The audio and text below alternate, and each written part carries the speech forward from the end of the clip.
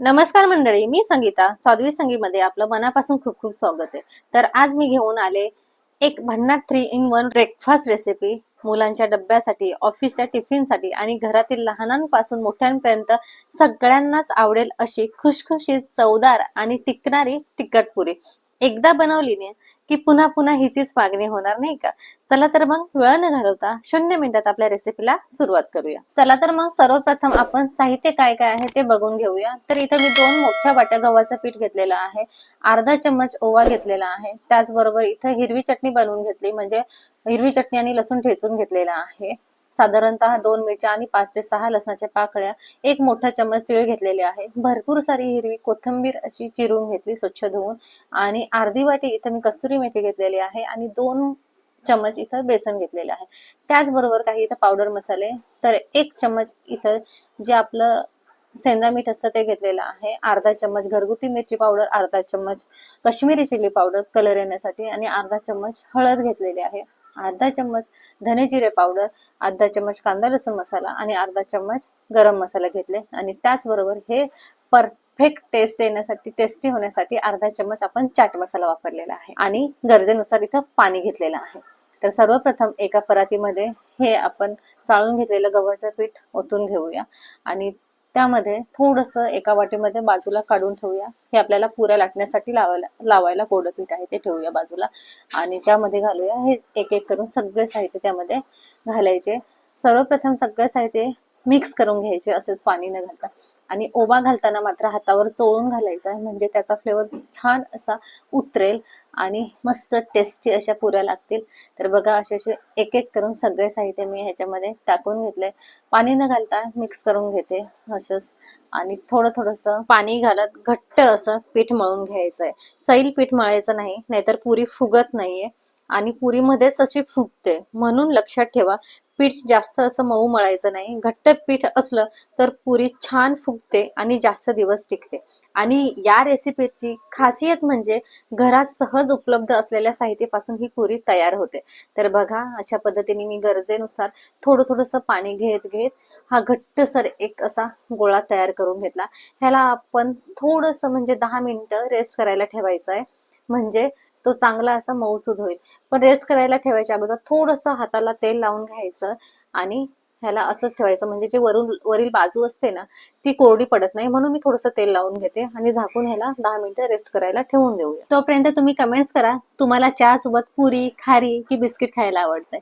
तर बघा, इकडे मी तेल पण एका कढईत गरम करायला ठेवते. गॅसची फ्लेम ही लो टू मीडियम मध्ये ठेवायची आहे आपल्याला, आणि इकडे 10 मिनिटं सुद्धा झालेले आहेत.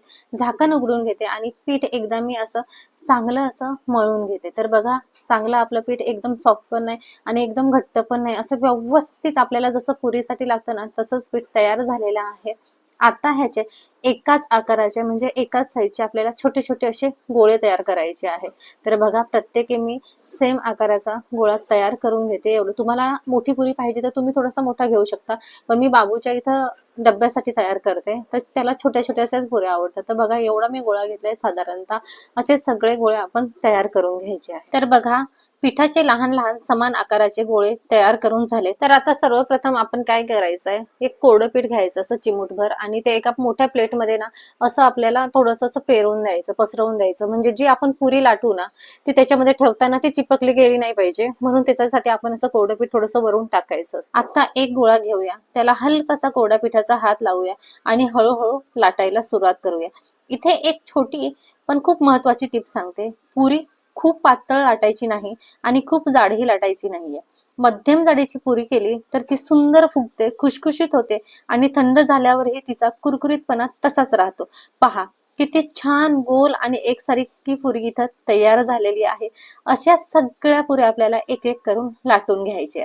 तर सर्वप्रथम मी ना अशा पुऱ्या तयार करून ठेवते, 5 ते 6 अशा पुऱ्या तयार करते, आणि नंतरच मी त्याला एक एक करून तळायला घेते. तर बघा, अशा प्रकारे सगळ्या पुऱ्या छान अशा मी गोलाकार लाटून घेतलेल्या आहेत. इकडे गॅसवर कढई पण ठेवली होती आपण, तेल चांगलं गरम झालं आहे, पण तेल किती गरम असावं हेही खूप महत्वाचं आहे. तेल खूप गरम असेल तर पुरी लगेचच करपते आणि कमी गरम असेल तर ते जास्त असं तेल शोषून घेते. तर तेल आपण आपलं योग्य प्रमाणात कसं तापलं हे ओळखण्यासाठी एक मी छोटूसा असा पिठाचा बॉल तयार घेतला. तो तेलात सोडला आणि पटकन सोडला तो वरती लगेचच आला तर समजायचं की आपलं तेल योग्य प्रमाणात तापलं आहे असं. तेल चांगलं तापलंय. आता एक एक करून हळूवार अशी आपण त्याच्यामध्ये पुरी सोडायची आहे. बघा, हळूहळू हळूहळू ती पुरी अशी फुगायला लागते. एक साईडला अशी पुरी फुगायला सुरुवात झाली की मग तिला असं सावकाश असं टर्न करून घ्यायचं, थोडंसं प्रेस करायचं साईडला. तर बघा, अशा पद्धतीने टम्म अशी कुरकुरीत पुरी आपली इथं फुगलेली आहे आणि तेल पण अजिबातच तिने शोषलेलं नाहीये. बघू शकता तुम्ही, मस्त अशी पुरी इथं फुगून तयार आहे.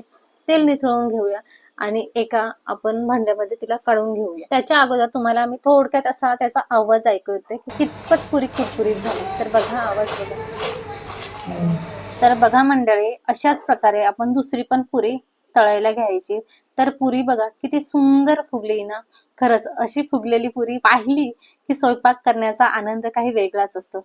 आता हलक्या हाताने पलटून घ्यायचं. दोन्ही बाजूला सुंदर सोनेरी रंग येईपर्यंत तळायचं आहे. गॅस मध्यम आचेवर ठेवा. घाई केली तर पुरीचा खरा स्वाद आहे ना तो मिळत नाहीये. मी नेहमी असंच करते आणि त्यामुळे माझी पुरी 2 ते 3 दिवसानंतर ही छान अशी राहते. तर मैत्रिणींनो, तुम्ही जर ही पुरी लहान मुलांच्या डब्यासाठी बनवत असाल ना, तर झटक्यापट बनणारी हे एक मुलांची फेवरेट डिश म्हणून ही तुम्हाला मी रिकमेंड करेल. कारण मुलं खूप आवडीने खातात आणि ती लागतेच तेवढी टेस्टी. मी माझ्या मुलाला म्हणजे आठवड्यातून एकदा तरी ही पुरी, तिखट पुरी बनवून देतेच.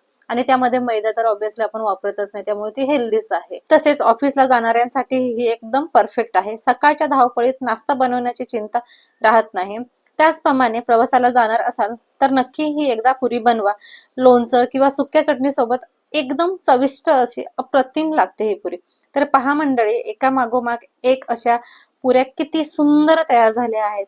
रंग, पोट आणि त्याची खुशखुशीतपणा एकदम असा परफेक्ट. हो, आणि इथे थोडक्यात पण महत्वाचं तुम्हाला सांगते, जर तुम्हाला थोडी तिखट आवडत असेल ना पुरी, तिखटाचं प्रमाण आहे ते वाढवू शकता आणि मुलांसाठी बनवत असाल तर तिखट कमी करून ही पुरी तितकीच चविष्ट अशी लागते. तर या रेसिपीसाठी मला सर्वात आवडणारी गोष्ट म्हणजे एकदाच मेहनत आणि अनेक उपयोग. सकाळचा नाश्ता, मुलांचा डब्बा, ऑफिसचा टिफिन आणि संध्याकाळच्या चहा सोबतचा स्नॅक, सगळ्यांसाठीच ही एकच रेसिपी पुरेशी आहे.